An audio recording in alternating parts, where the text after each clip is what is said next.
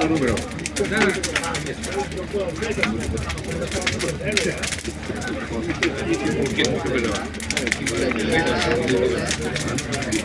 El número que tinc,